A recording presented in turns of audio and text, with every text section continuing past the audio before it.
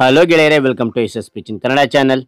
ಈ ಒಂದು ವಿಡಿಯೋದಲ್ಲಿ ರಾಷ್ಟ್ರೀಯ ಬಾಹ್ಯಾಕಾಶ ದಿನಾಚರಣೆ ಸುಲಭ ಕನ್ನಡ ಭಾಷಣ ನೋಡ್ತಾ ಇದೀವಿ.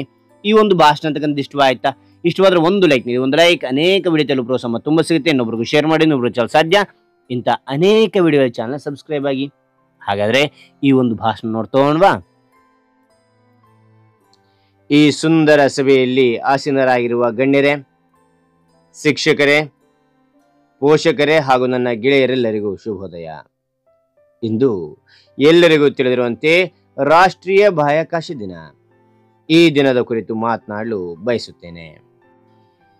23 ಆಗಸ್ಟ್ 2023ರಂದು ಭಾರತೀಯ ಬಾಹ್ಯಾಕಾಶ ಸಂಶೋಧನಾ ಸಂಸ್ಥೆಯು ಚಂದ್ರಯಾನ 3ರ ಲ್ಯಾಂಡರ್ ಮತ್ತು ರೋವರ್ ಅನ್ನು ಯಶಸ್ವಿಯಾಗಿ ಚಂದ್ರನ ಮೇಲೆ ಇಳಿಸುವ ಮೂಲಕ ಮಹತ್ವದ ಮೈಲುಗಲ್ಲನ್ನು ತಲುಪಿತು. ಇದರೊಂದಿಗೆ ಭಾರತವು ಚಂದ್ರನ ಮೇಲೆ ಇಳಿದ 4ನೇ ದೇಶವಾಯಿತು ಮತ್ತು ಚಂದ್ರನ ದಕ್ಷಿಣ ಧ್ರುವ ಪ್ರದೇಶದ ಬಳಿ ಇಳಿಸಿದ ಮೊದಲ ದೇಶ ಭಾರತವಾಯಿತು.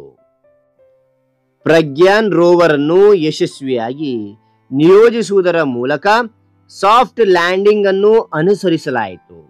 ಈ ಸಾಧನೆಯನ್ನು ಗುರುತಿಸಿದ ಪ್ರಧಾನಿ ನರೇಂದ್ರ ಮೋದಿ ಅವರು ಆಗಸ್ಟ್ 23ನ್ನು ಭಾರತದಲ್ಲಿ ರಾಷ್ಟ್ರೀಯ ಬಾಹ್ಯಾಕಾಶ ದಿನ ಎಂದು ಘೋಷಿಸಿದರು.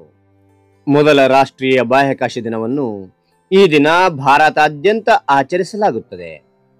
ಭಾರತ ಸರ್ಕಾರವು ಭಾರತದ ಬಾಹ್ಯಾಕಾಶ ಕಾರ್ಯಾಚರಣೆಗಳ ಸಾಧನೆಗಳನ್ನು ಪ್ರದರ್ಶಿಸಲು ಮತ್ತು ಯುವಕರನ್ನು ಪ್ರೇರೇಪಿಸಲು ಒಂದು ತಿಂಗಳ ಅವಧಿಯ ಅಭಿಯಾನವನ್ನು ಪ್ರಾರಂಭಿಸುತ್ತಿದೆ.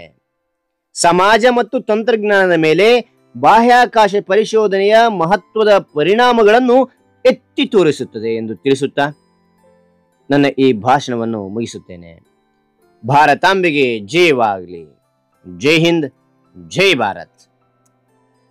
ಹಾಗಾದ್ರೆ ಈ ಒಂದು ಭಾಷಣ ಅಂತಕ್ಕಂಥ ಇಷ್ಟವಾಯ್ತಾ? ಇಷ್ಟವಾದ್ರೆ ಒಂದು ಲೈಕ್ ನೀಡಿ. ಒಂದು ಲೈಕ್ ಅನೇಕ ವಿಡಿಯೋ ಪ್ರೋತ್ಸಾಹ ತುಂಬ ಸಿಗುತ್ತೆ. ಇನ್ನೊಬ್ರಿಗೆ ಶೇರ್ ಮಾಡಿ, ಇನ್ನೊಬ್ರು ಚಾನಲ್ ಸಾಧ್ಯ ಅಂತ ಅನೇಕ ವಿಡಿಯೋ ಚಾನಲ್ ಸಬ್ಸ್ಕ್ರೈಬ್ ಆಗಿ. ಮತ್ತೊಂದು ಹೊಸ ವಿಡಿಯೋದಿಂದ ಭೇಟಿ ಆಗ್ತೇನೆ. Thank you for watching. Bye.